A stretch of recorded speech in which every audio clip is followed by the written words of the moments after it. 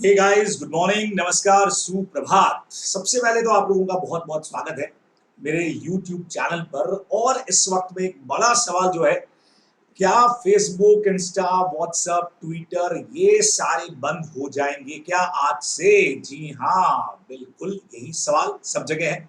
और बहुत सारे लोग जो इंस्टा के ऊपर है उन्होंने तो स्टेटस डालने शुरू कर दिए हैं कि अरे पहले टिकटॉक बंद हो गया, अभी ये भी बंद हो जाएगा, तो अभी हम क्या करेंगे, क्या प्लेटफॉर्म पर जाएंगे। तो हमने कहा कि भाई चलिए देख लेते हैं कि इन सारे मैटर के पीछे क्या ये सच में बंद होने वाले हैं, क्या इनके पीछे कोई लॉ है। जी हाँ, क्योंकि चैनल ही हमारा लॉ के लिए है।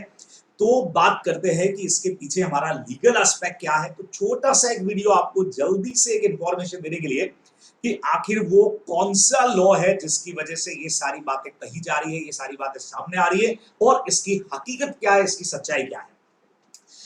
देखिए, बात कुछ ऐसी है कि पिछले काफी टाइम से जब हमको लगता है कि सोशल मीडिया प्लेटफॉर्म्स जो है वो बहुत ज्यादा बढ़ गए, स्मार्टफोन ज्यादा आ गए, इंटरनेट बहुत ज्यादा आ गया, और सोशल मीडिया ने यहाँ पे एक बहुत इंपॉर्टेंट रोल, खास करके लॉकडाउन के पीरियड में भी और उससे पहले भी, एक बड़ा जो काम है वो एक कह सकते हैं कि सोसाइटी के अंदर सोशल मीडिया प्लेटफॉर्म्स ने कर दिया। ठीक है, तो बहुत ज्यादा यूज करने लगे, जहां पे अपने व्यूज को रखना, चीजों को क्रिटिसाइज करना, अपने पॉइंट ऑफ व्यूज रखना, वो सारा सोशल मीडिया में बहुत ज्यादा होने लग गया। तो गवर्नमेंट ने अल्टीमेटली कुछ गाइडलाइंस इसके लिए निकाल दिया, जैसा आप लोग देख पा रहे हैं, government notify information technology intermediary guidelines and digital media ethics code rules 2021।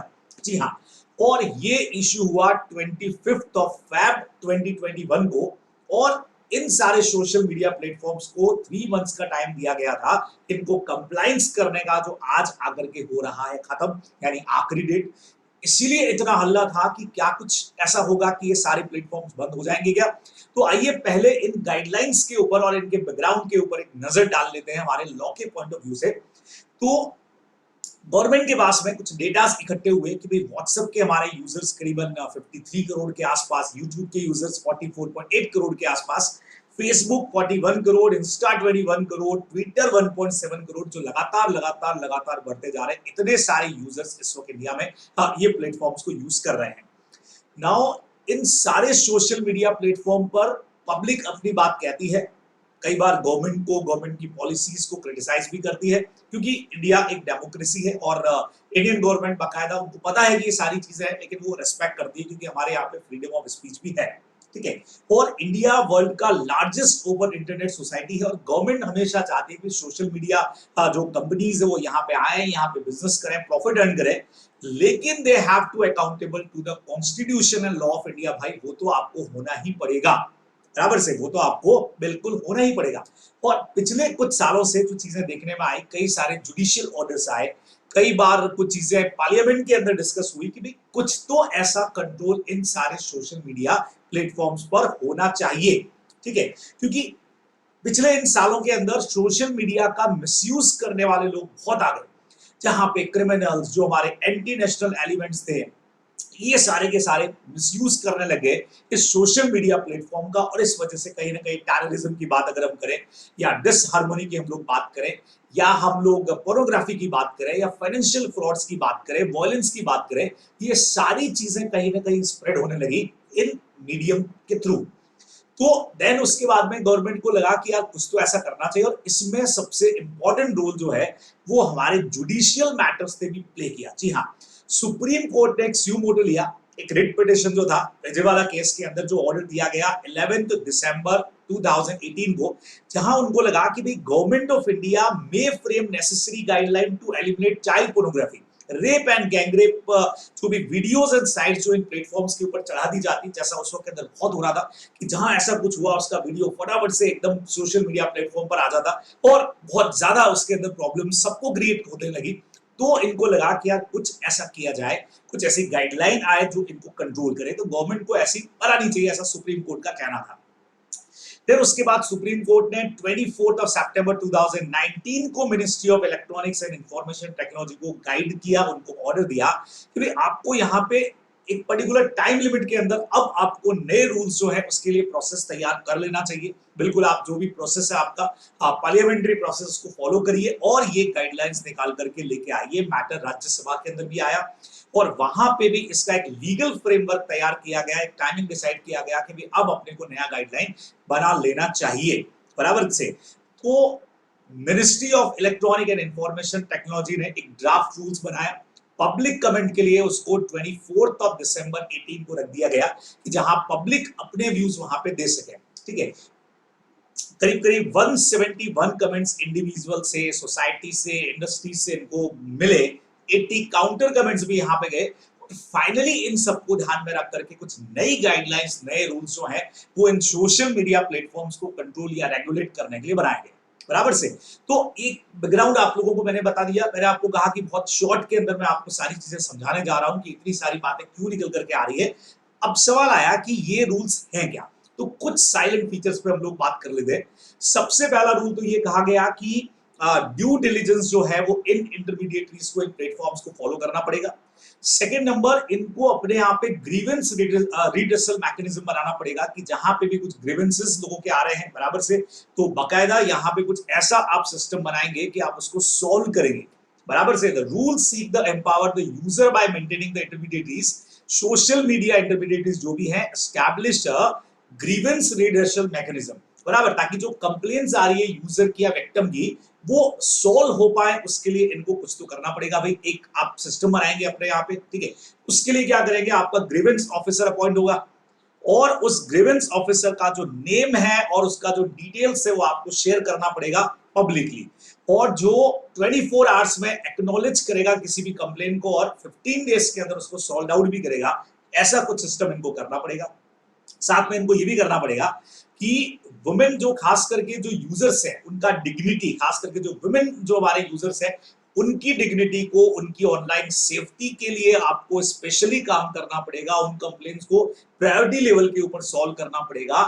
ये सब भी आप इंश्योर करके दो, ये इन प्लेटफॉर्म्स को कहा गया। फिर एक बहुत जबरदस्त चीज कही गई, सोशल मीडिया इंटरमीडिएटरीज को, इन जो इंटरमीडिएटरीज में बोल रहा हूँ यहाँ पे मैं बात कर रहा हूँ इन्हीं प्लेटफॉर्म्स की, जिसमें व्हाट्सएप है या यूट्यूब हम कह सकते हैं, ट्विटर हम कह सकते हैं, फेसबुक हम लोग कह सकते हैं, और भी बहुत सारे सोशल मीडिया प्लेटफॉर्म बराबर। और इसमें कहीं ना कहीं बहुत सारे जो सोशल मीडिया प्लेटफॉर्म्स और भी हैं बराबर से, ओटीटी के थ्रू जो चल रहे हैं, उन सबको भी इसके अंदर इंक्लूड किया गया। अब दो कैटेगरीज बनाएंगी, जैसे आपको याद है लॉ में अपन पढ़ते हैं बेनिफिशियल ओनर और सिग्निफिकेंट बेनिफिशियल ओनर, तो वैसे ही यहाँ पे बनाया गया कि कुछ तो रहेंगी हमारी सीधा सीधा सा इंटरमीडिएटरीज बराबर, सोशल मीडिया या आप कह सकते हो इंटरमीडिएटरीज, और कुछ बनाएंगे सिग्निफिकेंट सोशल मीडिया इंटरमीडिएटरीज। ये सिग्निफिकेंट वाली वो है जिनका इन्फ्लुएंस लोगों के ऊपर ज्यादा है, जो लोगों के साथ में ज्यादा जुड़ी हुई है, या लोग जिनके साथ में बहुत ज्यादा लेवल के ऊपर जुड़े हुए हैं, यहाँ पे उनकी बात हो रही थी। और उनके लिए कुछ एडिशनल रूल्स बच्चों और बनाए गए। क्या बनाए गए, नंबर 1 तो ये कि आपको एक चीफ कंप्लायंस ऑफिसर फॉलो करना पड़ेगा, अपॉइंट करना पड़ेगा, जो इंडियन रेजिडेंट होना चाहिए और जो इंश्योर करे कि ये सारी गाइडलाइंस और जो लॉ बना है वो फॉलो हो रहा है बराबर। एक नोडल कॉन्टैक्ट पर्सन आपको बनाना पड़ेगा 24/7, जो लॉ एजेंसीज के साथ में कोऑर्डिनेट करेगा। ये भी रेजिडेंट इन इंडिया होना चाहिए, जहां लॉ एजेंसीज को जरूरत है वो कॉन्टैक्ट में रहेंगे उससे और वो इनकी प्रॉब्लम्स को सॉल्व आउट करेगा। ऐसा एक बंदा हमको चाहिएगा। फिर हमको एक रेजिडेंट ग्रीवेंस ऑफिसर भी चाहिएगा, जैसा अपन ने पहले पढ़ा था बराबर, वो भी रेजिडेंट इन इंडिया होना चाहिए, जो यूजर्स के विक्टिम्स के ग्रीवेंसेस को सॉल्व करने का काम करेगा। फिर आपको क्या करना पड़ेगा, आपको मंथली कंप्लायंस रिपोर्ट बना करके पर्टिकुलर अथॉरिटी को सबमिट करना पड़ेगा कि हाँ भाई हम पूरी पूरी कंप्लायंस यहाँ पे कर रहे हैं, ठीक है।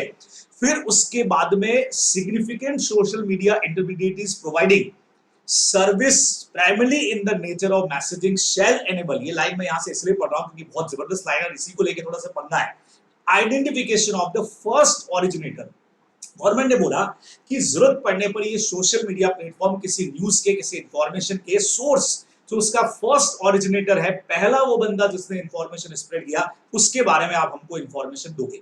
अगर हमारा पर्पस प्रिवेंशन, डिटेक्शन, इन्वेस्टिगेशन या प्रोसिक्यूशन का है, जहां हमको लगता है कि वो इंफॉर्मेशन पनिशेबल है, जहां इंडिया का सोवर्जिनिटी या इंटीग्रिटी को नुकसान पहुंचा रहा है, या हमारे किसी स्टेट की सिक्योरिटी को नुकसान पहुंच रहा है, या अदर कंट्रीज के साथ हमारे जो फ्रेंडली रिलेशंस है उनको अगर नुकसान पहुंचता दिख रहा है, या कहीं पर भी ऐसा लग रहा है कि कोई सेक्सुअली हैरेस करने वाला मैटर है और जहां पे या चाइल्ड पोर्नोग्राफी से रिलेटेड अगर कोई मैटर है और कम से कम 5 साल की जिसमें सजा है, उस केस में आप जो ओरिजिनेटर इंफॉर्मेशन का उसके बारे में आप हमको बताओगे, ठीक है। अच्छा, और आप वो मैटर नहीं बताएं, आप उसकी और कोई इंफॉर्मेशन नहीं दें, लेकिन उसका सोर्स आप हमको दोगे, ऐसा भी इन गाइडलाइंस के अंदर इंक्लूड किया गया।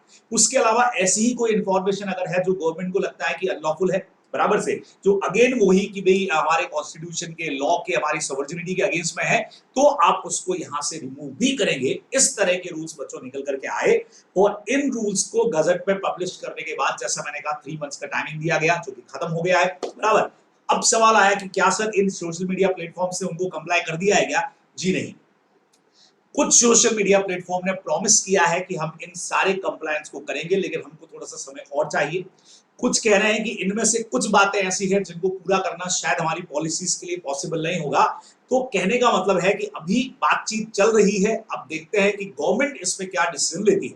तो क्या सर ऐसा होगा क्या कि एकदम से आज बंद कर दिए जाएंगे? जी नहीं, ऐसा प्रैक्टिकली भी सही नहीं है, बराबर से, कि एकदम से हम कहें कि भाई आपको आज दोपहर को एकदम से न्यूज आ जाए मित्रों बंद होने जा रहा है, बराबर, ऐसा नहीं होगा, बराबर। ये व्यवहारिक भी नहीं है प्रैक्टिकली अगर अपन देखें तो, और नहीं इस तरह की चीज की जाएगी।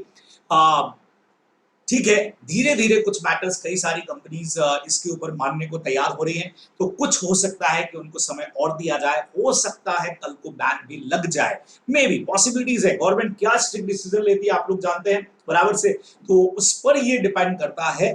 लेकिन एकदम से अचानक से बंद कर दिया जाए ऐसा होना मुश्किल लगता है, ऐसा नहीं होने वाला है। लेकिन धीरे धीरे इस तरह की बात हो रही है और जैसा ये कंपनीज डिसीजन मेकिंग करती है कि जिन जिन कंट्रीज में ये काम कर रही है वहां इस तरह के कई सारे लॉज बने हुए हैं जिनको ये कंपनीज फॉलो कर रही है, तो भाई इंडिया में क्यों नहीं।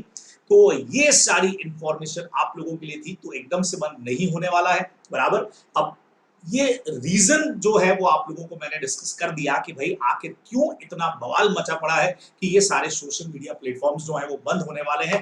तो देखते हैं आगे, वक्त का इंतजार करते हैं। उम्मीद है कि ये प्लेटफॉर्म्स ऐसे ही बने रहेंगे, ये इन पॉलिसीज को मानेंगे भी, और जहां एक एग्रीमेंट मैटर बैठता है गवर्नमेंट और इनके बीच में, वहां ये लोग यहाँ पे कंटिन्यू करने वाले हैं। तो ये छोटी सी इंफॉर्मेशन आप लोगों के लिए, ऐसी इंफॉर्मेशन के लिए बिल्कुल इस चैनल को अगर सब्सक्राइब नहीं किया है तो कर लीजिए। आप लोगों के साथ बहुत सारे लॉ के फैक्ट्स, बहुत सारी बातों के साथ लगातार मिलते रहेंगे। टेक केयर, बाय बाय, फिर मिलते हैं।